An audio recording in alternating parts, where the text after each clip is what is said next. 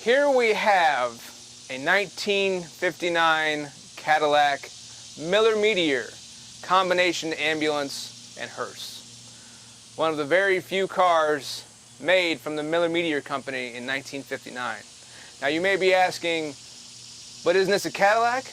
The answer is yes. I'll explain that and more as we go through a tour of this wonderful combination car.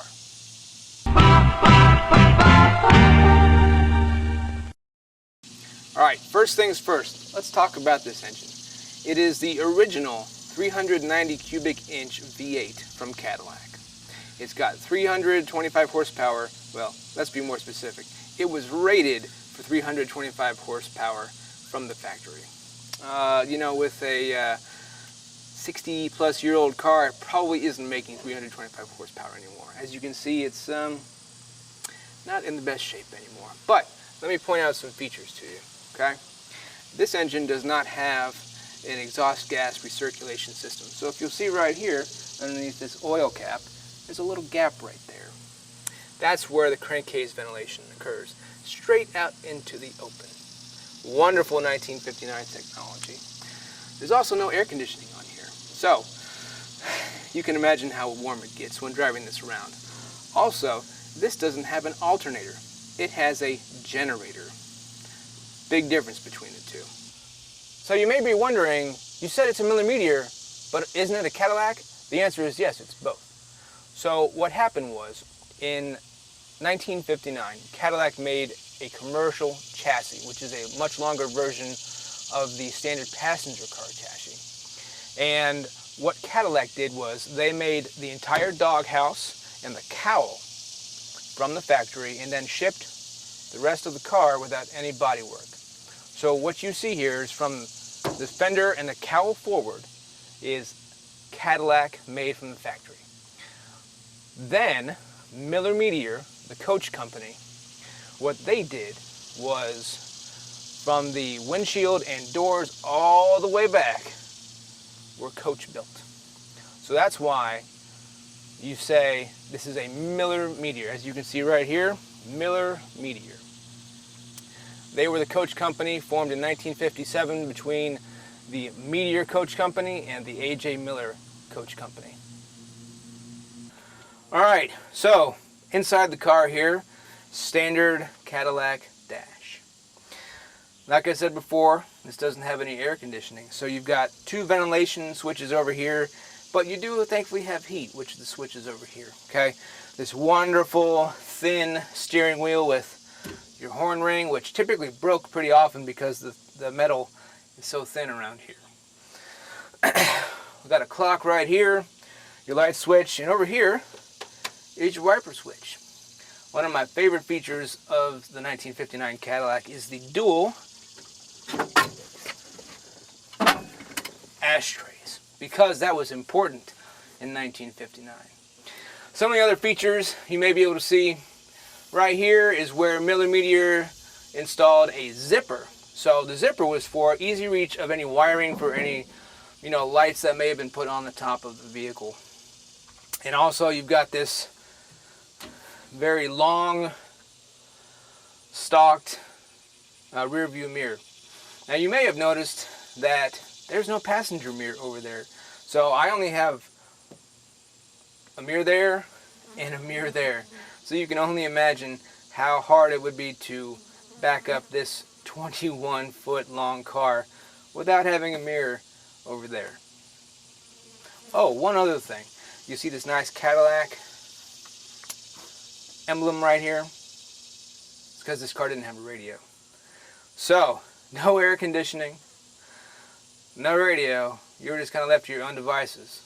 Thankfully, though, this car did come with ventilation windows, and I can tell you, driving with the ventilation windows and the floor vents right here, you really don't miss the air conditioning all that much. So one of the nice things about having an old hearse or ambulance is there's a whole bunch of nooks and crannies for storage. So what we have back here is, if we move this panel out of the way and move the seat forward, you can see we have a spare tire. But the nice thing is that also lifts up as well. Same thing for the driver's side, there's some extra storage behind there. But that's one of the neat little storage pockets for this old car. So, moving right along as we go from front to back, you can see I'm sitting in this wonderful jump seat facing the rear of the vehicle, and of course I have one in front of me facing forward. There's more storage back here we can talk about. Right behind my head here, you can see that this wonderful item lifts up, and there's even a nice little light back there which is controlled by this switch.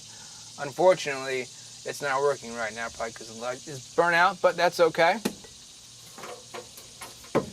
So you also notice that there's a light down here lighting up this area, and over here is more storage. Nothing in here right now, but in case something needed to be put here, it would go there. So let's talk a little bit about why so much storage. So, like I said before, this is a combination hearse and ambulance. What that means is it served dual purpose. So for example, let's say that a small town ordered this vehicle back in the day. It would serve as the ambulance to take it to the hospital. And heaven forbid, halfway on the trip to the hospital, the patient died. Well, then it became the hearse and they took him to the funeral home. Typically your gurney would sit right here, and there's a bar that would hold the gurney in place. So, obviously to save money, because it's dual purpose, what we would do then is we would take these panels right here, flip them over for the casket rollers, take the jump seat, and then we would also fold it down, and on the top here behind me is rollers for the casket. So it's a very popular option back in the 50s and 60s to have a combination car. Now one thing I didn't talk about was the style of this. This is called the Futura Duplex. Duplex meaning combination hearse and ambulance. Futura means you can see glass is all around. Limousine style is what it was called. This would typically have curtains with it. As you can see, they're long gone, but curtains would be installed in the vehicle, and it would also be used to, for privacy purposes when it was being used as an ambulance. This vehicle never came, at least not that I've seen, with any sort of beacon or siren. So I am guessing, because I don't know the full history of the vehicle, it was ordered as a combination car just in case, but like I said, I've seen no evidence of a siren or beacon having ever been installed on this vehicle. So let's keep on going back, and now we'll talk more about the rear part of the vehicle. So another term that we use for this car is it's called an end loader. What that means is a casket would come in and out of the end. You might have heard of the term two-way or three-way casket. So that means the casket could be loaded from the side, also known as a side loader. You'll see, as I said, that there are panels on the floor you can flip upside down.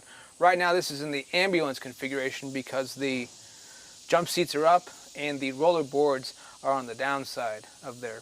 Okay, you notice right here, this is the fuel cap. Typically on your standard passenger car, it would be right here or underneath with the license plate. One feature this car does not have is what's called a step bumper, which means that this portion of the bumper was cut out and there's an actual step right there. That was another ambulance option for your 1959 Miller-Meteors. So that also leads me to believe that this car was used mainly for funerals as opposed to being an ambulance. Okay, and you can also see the rollers right here. That made it easier to pull the casket out, and of course scratch the lovely chrome bumper right here. One thing that I want to point out to everybody that is a huge misconception about the 1959 Cadillac. The red right in here is not a light, it's just a reflector. Only the lights right here on these very popular bullet cone taillights. So that is the 1959 Miller-Meteor combination ambulance hearse. These cars are very rare. Less than 100 probably are still in existence today. So if you happen to see one in person, be sure to take a picture of it and send me a message either on Facebook or on Instagram. I'll put the description below each link for you. Let me know. I'm always interested in buying more of these because I love this very specific body style in this car in general. So, I hope you've learned something today, and we'll catch you next time on the Auto Collection.